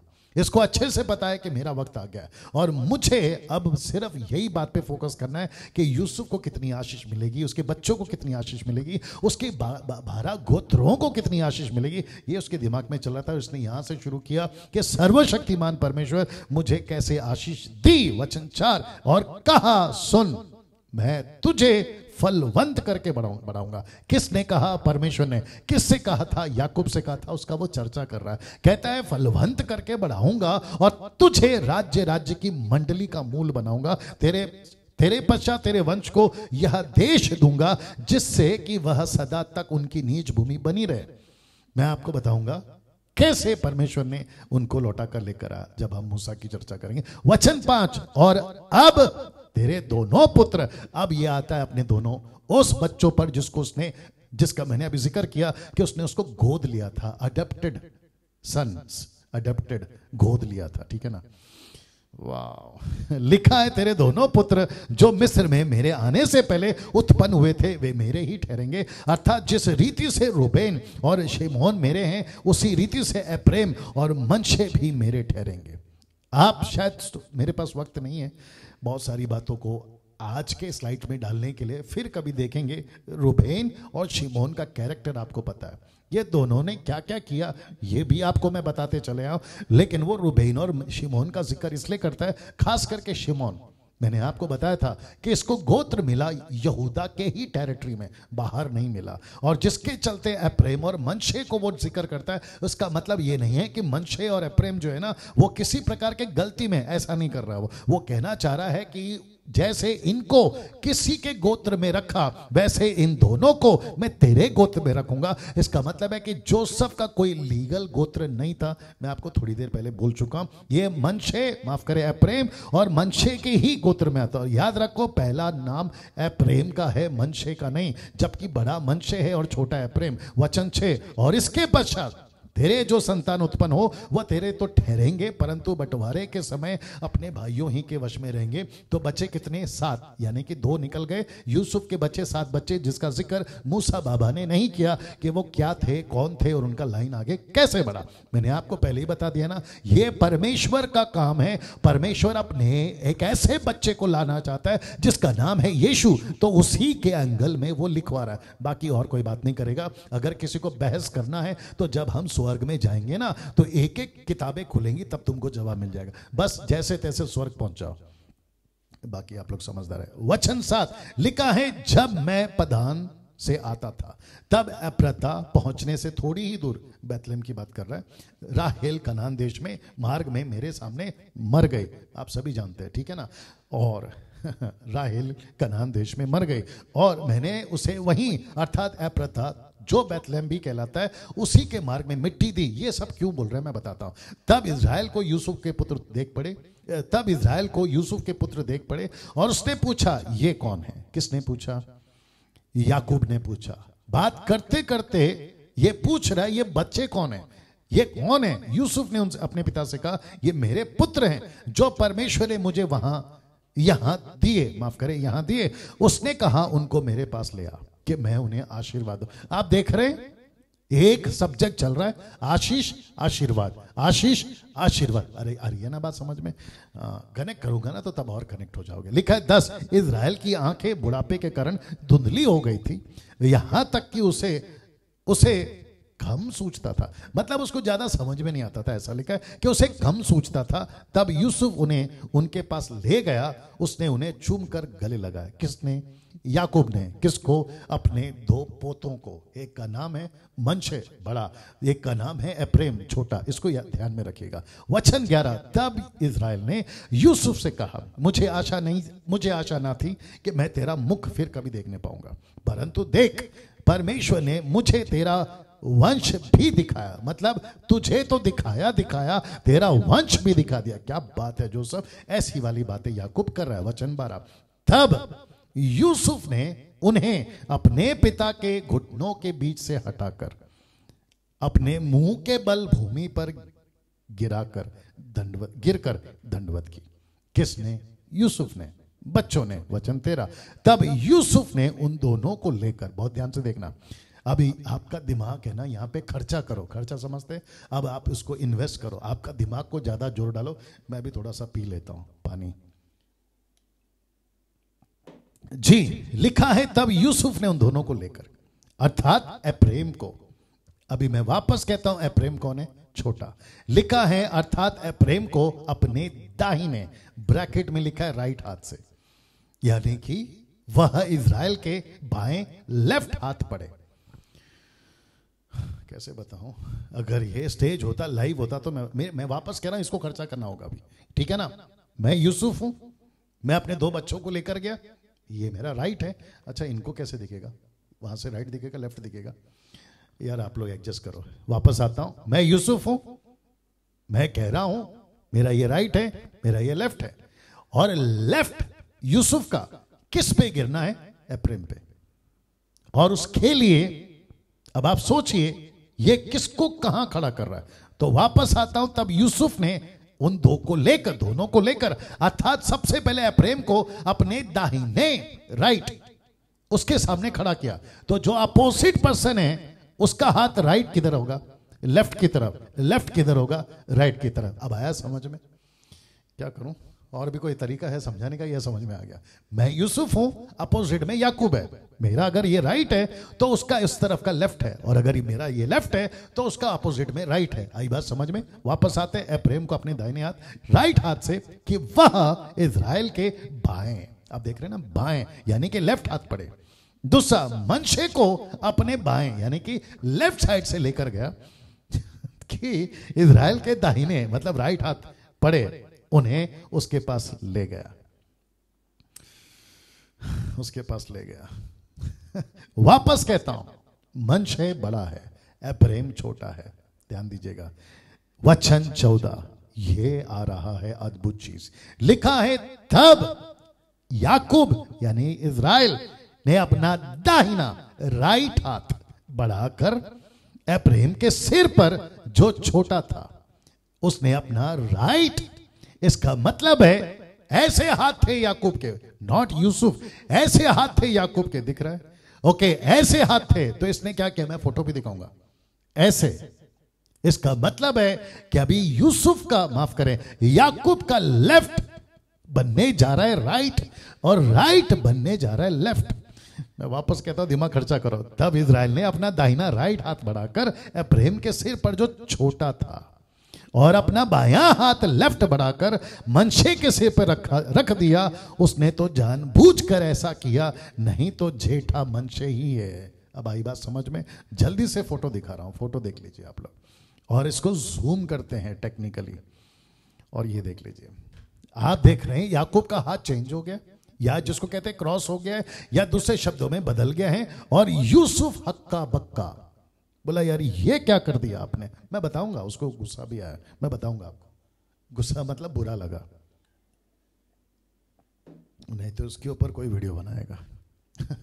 जी, वापस आते हैं। अब आपको कॉन्सेप्ट समझ में आ गया। छोटा है एफ्रेम, बड़ा है मनशे। मनशे के ऊपर आना चाहिए था राइट हैंड, एफ्रेम के ऊपर आना चाहिए था लेफ्ट हैंड, लेकिन यहां पर उल्टा हो गया, क्योंकि याकूब ने अपने हाथ बदल दिए, जिसको कहते हैं क्रॉस। ऐसे क्रॉस कर दिए। क्यों? बता रहा हूं। अब इसको देखे, याकूब ने ऐसा क्यों किया? Question mark. याकूब ने ऐसा क्यों किया, जिसको मैंने फेसबुक पे डाला था ना, मैं वही बताने जा रहा हूं। और बहुत कुछ, माफ करें, बहुत कुछ आप लोग सीखोगे। याकूब ने ऐसा क्यों किया? यहां परमेश्वर यूसुफ और इज़राइल को कुछ बताना चाह रहा है। मैं आपको बताता हूं क्या। और ये सारा एक्ट याकूब का नहीं है, ये सारा एक्ट परमेश्वर का। मैं कनेक्ट करूंगा। और दोनों के नाम का अर्थ, अभी आपको पहले बता दूं कि दोनों के नाम का अर्थ, तो यहां परमेश्वर यूसुफ और इज़राइल को कुछ बताना चाह रहा है, क्योंकि दोनों के नाम का अर्थ है। तो सबसे पहले दोस्तों, अजीजों, परमेश्वर के लोगों, हम सभी को जानना होगा कि याकूब, माफ करें, यूसुफ के दो बच्चे, जिसका नाम है मनशे और एक है एफ्रेम। फिर कहता हूं, एफ्रेम छोटा, मनशे बड़ा, ठीक है ना? इसको दिमाग में रखिएगा। आइए देखते हैं इनके नामों का अर्थ क्या है। तो सबसे पहले उत्पत्ति 41 का 51, 41 चैप्टर 51 वर्स, लिखा है, यूसुफ ने अपने जेठे का नाम, किसने? यूसुफ ने। और कब? 41 में। आपको याद आ गया होगा ना, ये घटना कब की है? जब इसको सपना का अर्थ मिला। किसको? यूसुफ को। जब राजा ने सपना देखा था, और वहां पर अकाल की तो शुरुआत थी, और वो सारे 7 साल, और ये 7 साल जो भी था, आपको याद आ गया होगा। जिसके चलते यूसुफ को एक याजक की बेटी दी गई थी, और उसके साथ उसका विवाह हुआ था। यूसुफ ने अपने जेठे का नाम यह कहकर मनशे रखा। मनशे, इसका अर्थ बताने जा रहा हूं। लिखा है कि परमेश्वर ने मुझसे सारा क्लेश और मेरे पिता का सारा घराना भुला दिया है, क्योंकि जैसे ही लड़का पैदा हुआ जिसका नाम है मनशे, और उन दिनों में ऐसी होता था, जो घटना होती थी, जो बच्चे पैदा होते थे, घटना के साथ कनेक्ट करके उसका नाम रख देते थे। ये था, ये चलन था। शुक्र है आजकल ऐसा नहीं है, नहीं तो पता चला ट्रेन में बच्चा पैदा हुआ और बच्चे का नाम है ट्रेन, और बस में बच्चा पैदा हुआ, नाम पता चला बच्चे का नाम है बस, पता चला टैक्सी में पैदा हुआ, बच्चे का नाम है टैक्सी। अब आप सोचो, तीनों एक ही बच्चे के, तीनों बच्चे एक ही बाप के हैं, तो फिर वो क्या बुलाएगा? ट्रेन आ रहा है, बस आ रहा है, टैक्सी आ रहा है। शुक्र है ऐसा नहीं है। लिखा है ये कहकर मनशे रखा कि परमेश्वर ने मुझसे सारा क्लेश, मेरे पिता का सारा घराना भुला दिया। इसका मतलब है कि यूसुफ को तभी किसी प्रकार का अंदाजा नहीं था कि मुझे अब यहां से कभी मेरा बाप दिखेगा, मेरे भाई दिखेंगे, और ऐसा किसी प्रकार का जो है उसको नहीं था। क्योंकि मैं कई दिनों से बोलते आ रहा हूं कि ऊपर बैठा परमेश्वर इसकी जिंदगी लिख रहा था, डायरेक्टर बनकर। याद आ गया ना जी? तब इसने अपने बच्चे का नाम रखा, मेरा घराना भुला दिया। क्या ये सही है? गलत है। क्या यूसुफ को अपना घराना भूलना चाहिए था? नहीं। क्या उसको याद रखना चाहिए था? जी। क्या उसको सब कुछ याद रखना चाहिए था? जी हाँ। देखो, जब गलतियां होती है ना, या बुरे दिन, जैसा लिखा ना क्लेश, उसको भूलो, उसको याद मत करो, लेकिन साथ ही साथ सबक तो सीखो, साथ ही साथ दिमाग में तो रखो। एक होता है पता नहीं कनेक्ट कर पाऊंगा कि नहीं कर पाऊंगा, एक होता है फॉरगेटिंग और दूसरा होता है रिमेंबरिंग। मैं रिपीट करूं, हिंदी शब्द कैसे होगा? एक होता है फॉरगेटिंग, दूसरा होता है रिमेंबरिंग। मतलब चलो छोड़ो यार, बीता बीता, भाई ने धोखा दिया, मुझे बेच दिया, चलो छोड़ो यार। लेकिन एक होता है नहीं, ऐसा किया, अगर नहीं किया होता तो यूसुफ कैसे बोलता अच्छा छोड़ो यार जाने दो। तो याद तो रहता है ना। इसने नाम क्या रखा? भुला दिया। गजब का बच्चा पैदा हुआ था, भुला दिया। मेरे बच्चे का नाम है भुला दिया। तो अब मैं आपको भी इशारा मिल रहा होगा, अब बच्चे जिसका नाम है एप्रेम, आइए देखते हैं उसका नाम क्या रखा। दूसरे का नाम उसने ये कहकर एप्रेम रखा, जिसका मतलब है कि मुझे दुख भोगने के देश में परमेश्वर ने फुलाया फैलाया। ओ ओ ओ। अब आते हैं वापस। ओ सॉरी, पीछे जाना, आगे जाना था। इसको साथ में रख रहा हूं, मुझे आप ही बताइए कि क्या हो रहा है। मनशे क्लेश और घराना भुला दिया, एप्रेम फुलाया फैलाया, फ्रूटफुल। स्पेलिंग ठीक है? हाँ, एक है क्लेश और घराना भुला दिया, दूसरा है फैलाया और फलाया। क्या बात है। अब आप सोचिए, बच्चा जो पहला है ना, वो कहता है मैं सब भूल जाऊंगा, दूसरा बच्चा कहता है मैं फैल जाऊंगा। अरे वाह, अच्छा है। वापस आते हैं। पहला बच्चा कहता है मैं भूल जाऊंगा, दूसरा बच्चा कहता है मैं फैल जाऊंगा। सीधा। अब आप बताइए, क्या याकूब ने गलती की इन अपने हाथ को क्रॉस करके? जी नहीं। मत्ती 16 का 17 कनेक्शन दे रहा हूं। मत्ती 16 का 17, और मैं जानता हूं थोड़ा लंबा जा रहा है, बर्दाश्त कर लीजिएगा। मत्ती 16 का 17 लिखा है, यीशु ने उसको उत्तर दिया। किसको? पतरस को। पता है ना क्या नजारा है? मत्ती 16 का 13 से पढ़ोगे, जो कि मैं नहीं डाल सकता, नहीं तो बहुत लंबा हो जाता है ना। वहां पर यीशु ने पूछा लोग मेरे बारे में क्या बोलते हैं? तो किसी ने कहा कुछ, किसी ने कहा कुछ। एक ने कहा एलिया, एक ने कहा एलिशा, माफ करे जॉन द बैप्टिस्ट, किसी ने कहा जरमाया, और किसी ने कहा कि सब नबियों में से कोई एक। तब यीशु ने पूछा, पतरस बेटा तू क्या बोलता है? पतरस ने अपना मुंह खोला, उसने कहा, यीशु ने उसको उत्तर दिया कि हे शिमोन योना के पुत्र, तू क्या कहता है? क्या मांस और तू धन्य, माफ करें, तू धन्य है, क्योंकि मांस और लहू ने नहीं, परंतु मेरे पिता ने जो स्वर्ग में है ये बात तुझ पर प्रकट करी। तो यूसुफ के लिए, माफ करें, याकूब को भी परमेश्वर ने ही प्रकट करा था। परमेश्वर ने ही कहा था याकूब को कि बेटा हाथ बदल ले, हाथ बदल ले। बोला क्यों? क्योंकि ये बच्चे के नाम के हिसाब से अगर तूने ब्लेस कर दिया तो बेड़ा गर्क। किधर गया? हाँ, इसके हिसाब से मैं चाहता हूं कि फैलो, मैं चाहता हूं कि भर जाओ, लेकिन अगर तूने बड़े को छोटे वाले का आशीष दे दिया और छोटे वाले को बड़े वाले का आशीष दे दिया, तो फिर कॉन्सेप्ट अलग हो जाएगा। और मैं जब कनेक्ट करता चला जाऊंगा, बहुत ध्यान से सुनिएगा, और मैं चाहता हूं कि आपका टिक टिक टिक टिक चलता रहे। टिक टिक समझते हैं? हाँ, जो भी है वो जारी रहे, और साथ ही साथ में बताते रहें। जी, कैसा लग रहा है वो बताते रहे ना। मनशे, माफ करें, हाँ, मनशे बड़ा है, प्रेम छोटा। मनशे का मतलब है क्लेश और घराना बुला दे, प्रेम का मतलब है फुलाया और फैलाया, फ्रूटफुल। क्या यहां पर याकूब ने गलती करी? जी नहीं। तो वचन का सपोर्ट लिया आज के युग के लिए। यहां लीड कौन कर रहा है? परमेश्वर। यहां कौन किसको बता रहा है? परमेश्वर। और अक्सर ऐसा होता है, क्योंकि पतरस को नहीं पता था कि मसीहा है। आपको ताज्जुब होगा, उसको तो लूका की किताब उसके 24वें अध्याय वचन 45 से पता चला। बोला अरे बाप रे, क्योंकि पतरस एक ऐसा आदमी था, जब उसको पता चला, किसी ने कहा यीशु जीवित है, बोला चला जा, तूने उसका सपना देखा होगा या स्वर्गदूत देखा होगा। उसको यकीन ही नहीं था। मरकुस 16 का 14, उसको यकीन ही नहीं था। ऐसा था पतरस। तो पतरस ने मुंह खोला, तब यीशु ने कहा बेटा पतरस, तूने नहीं, मेरे पिता ने तुझ पर प्रकट किया। क्या बात है, अमेजिंग कनेक्शन। नहीं, वैसे ही याकूब को कनेक्शन किया। परमेश्वर हमेशा से यही चाहता था। क्या चाहता था? और है, चाहता था और चाहता है कि हम फलें और फैलें। बहुत भारी की शब्द है। लिखा है हम फलें और फैलें। शब्द देख रहे हैं आप, मैं रिपीट कर दूं, फलें और फैलें। उत्पत्ति किताब उसका 1:28 लिखा है, परमेश्वर ने उनको आशीष दी, उनसे कहा फूलो फलो पृथ्वी में भर जाओ। इसका मतलब क्या है? इसका मतलब है तब भी, अब भी और जब तक यीशु नहीं आता तब भी हम फलें और हम फैलें। वापस बोलता हूं, हम फलें और हम फैलें। क्यों पास्टर डैनियल? यूहन्ना की किताब उसका 5:8 कहता है, मेरे पिता की महिमा इसी से होती है कि तुम बहुत सा फल लाओ। फल नहीं, बहुत सा फल। ऐसा नहीं लिखा फ्रूट, बट लिखा है मच फ्रूट। थोड़ा नहीं, बहुत।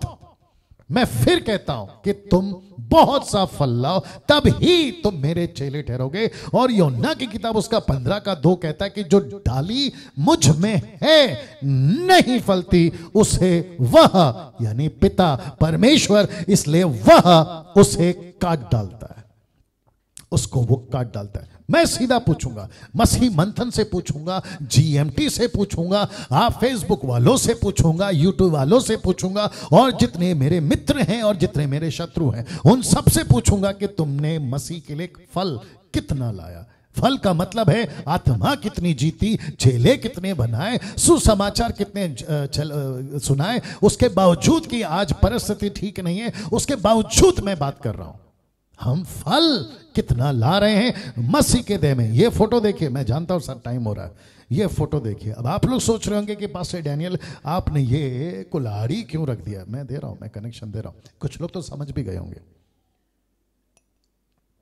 एक व्यक्ति था जिसका नाम था यूहन्ना बपतिस्मा देने वाला। उसने यीशु के आने से पहले चिल्ला चिल्ला कर शास्त्री फरीसियों को बोला। क्या बोला? देखिए मत्ती 3:10 में उसने कहा, अब कुल्हाड़ा, मैं रिपीट करता हूं, अब कुल्हाड़ा पेड़ों की जड़ पर रखा हुआ है, इसलिए जो पेड़ अच्छा फल नहीं लाता वह काटा आग में झोंका जाता है। ये पेड़ कौन सा है?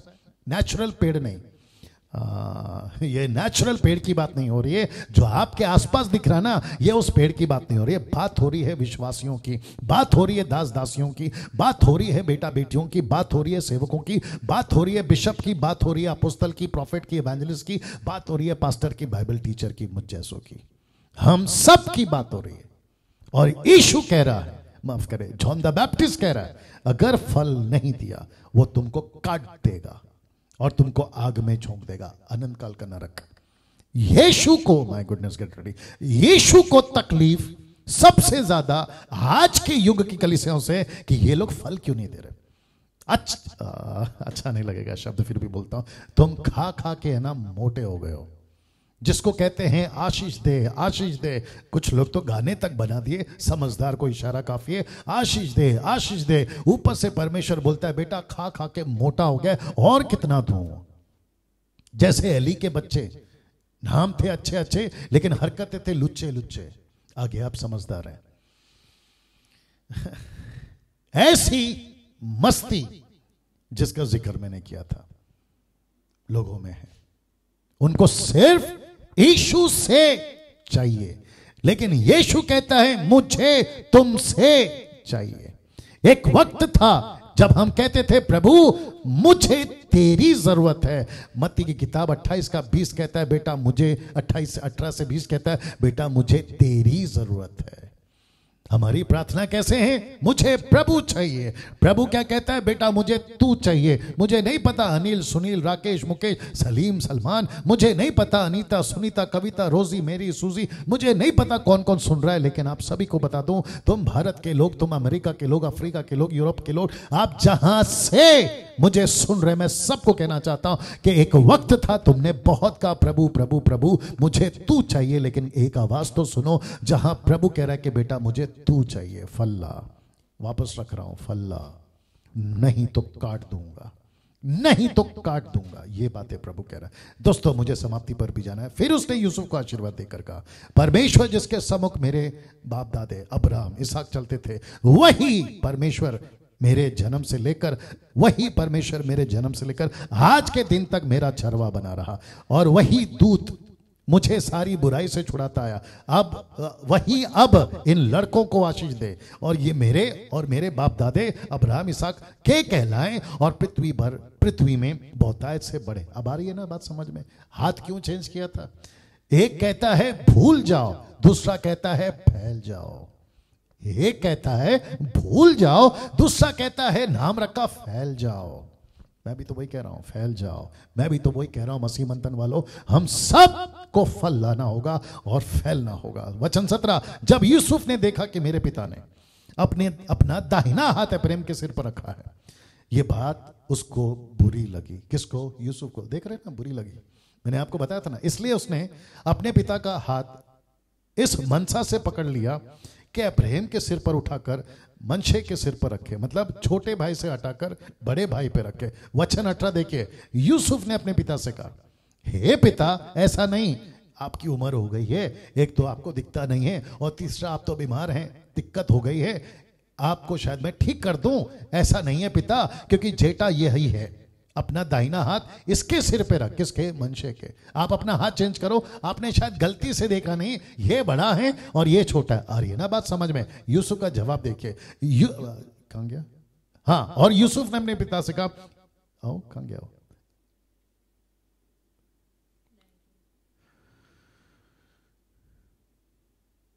कहां गया? हाँ, उसके पिता ने कहा, नहीं सुन। लिखा है, याकूब कह रहा है, उसके पिता ने कहा, नहीं सुन, ये मेरे पुत्र, मैं इस बात को भली भांति जानता हूं, मैंने गलती नहीं की है। तेरे हिसाब से मेरी आंख तकलीफ में है, मुझे धुंधला दिखता है, मेरे को बीमारी है, लेकिन जो मुझे लीड कर रहा है ना, वो परफेक्ट है। उसने मेरा हाथ चेंज किया, मैंने नहीं किया। वो मुझसे बात कर रहा है, ये उसकी योजना है।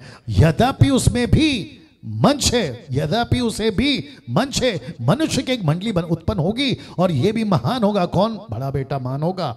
अब जरा देखो, तो भी शब्द क्या है? तो भी उसका जेठा भाई ब्रैकेट में अब्राहम उससे अधिक महान हो जाएगा, उसके वंश से बहुत सी जातियां निकलेगी। वचन 20, फिर उसने उसी दिन यह कहकर उसको आशीर्वाद दिया, इज़राइल लोग तेरा नाम ले लेकर ऐसा आशीर्वाद दिया करेंगे, परमेश्वर तुझे अब्राहम और मनशे के, अब आप देख रहे हैं नाम किसका डाल दिया उसने? पहले अब्राहम का, मनशे के सामने समान बना दे, और उसने मनशे से पहले अब्राहम का नाम लिया।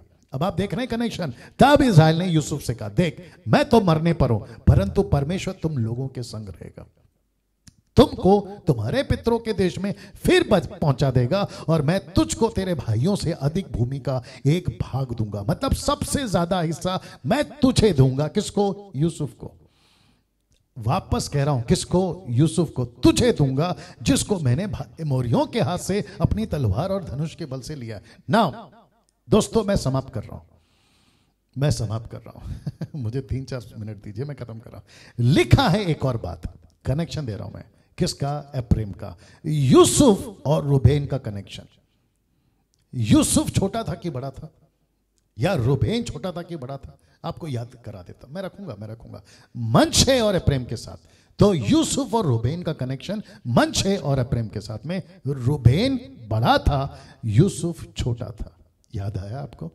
मैं रिपीट करता हूं कि रूबेन किसका बेटा है? लिया का। पहला बच्चा किसको हुआ? लिया को।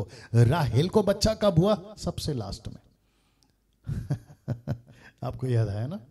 तो यूसुफ को परमेश्वर, माफ करें, याकूब कहता है, मैं सबसे ज्यादा तुझे दूंगा।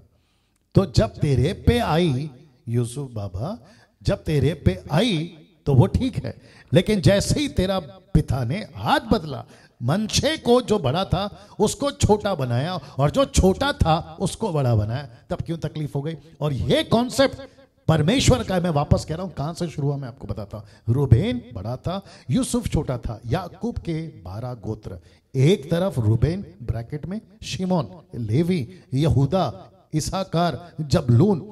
ऐसा हो सकता है कि नाम का जो सीक्वेंस ऊपर नीचे हो सकता है, लेकिन यूसुफ को मैंने बिल्कुल ठीक जगह पे रखा है। अशेर, गाद, दान, नप्ताली, यूसुफ है 11वें नंबर पर। अब आप बताइए, यूसुफ कहां पहुंच गया? 1 नंबर पर। जो 1 नंबर पर है वो कहां चला गया? 11वें नंबर पर या नीचे, यही तो बता रहा हूं ना। तो रूबेन बड़ा था, यूसुफ छोटा था, लेकिन याकूब ने यहां भी हाथ बदला था, बोला नहीं याकूब, माफ करें, यूसुफ को ब्लेस करूंगा। याकूब छोटा था लेकिन एसाव बड़ा था, लेकिन आशीष कौन लेकर गया? याकूब। यहां पे भी छोटा बड़ा का खेल। अब इसको देखे, इसहाक छोटा था, इश्माइल बड़ा था, लेकिन आशीष लेकर गया छोटा इसहाक। अब इसको देखो, पहला आदम बड़ा था, दूसरा आदम यीशु बना। अरे है ना बात समझ में? तो परमेश्वर की लिस्ट में जो छोटा होता है उसको बड़ा करता है, और जो बड़ा होता है उसको छोटा करता है। अरे है ना बात समझ में? ना दोस्तों, कल और उसके बाद परसों, सिर्फ 2 दिन है मेरे पास में इस पुस्तक को समाप्त करने में। मैं रिक्वेस्ट करता हूं जितनी तादाद में आप लोग कल और परसों, और खास करके परसों यानी कि आखिरी दिन सैटरडे, जितनी तादाद में जुड़ सकते हैं आप लोग जुड़िएगा। चलिए मैं समाप्त कर रहा हूं। मैं जानता हूं कि बहुत बहुत मसाला आपको इस आज के स्टडी में मिला। खूब शेयर करिए, दूसरों के साथ बांटिए, खुद एजुकेट होइए, और कल आपसे ठीक 8 बजे मुलाकात होगी। चैनल को सब्सक्राइब करना नहीं भूलना, मेरे पेज को, मसीह मंथन के पेज को लाइक करना नहीं भूलना, और आइकन बेल दबा लीजिएगा अगर सब्सक्राइबर्स हैं। और साथ ही साथ में मसीह मंथन बैठक ग्रुप के साथ में बड़ी तादाद में जुड़िए, लाखों की तादाद में जुड़िए, ऐसा मैं आपको स्वागत करता हूं। कल ठीक 8 बजे। अपना ख्याल रखिए। जय मसीह।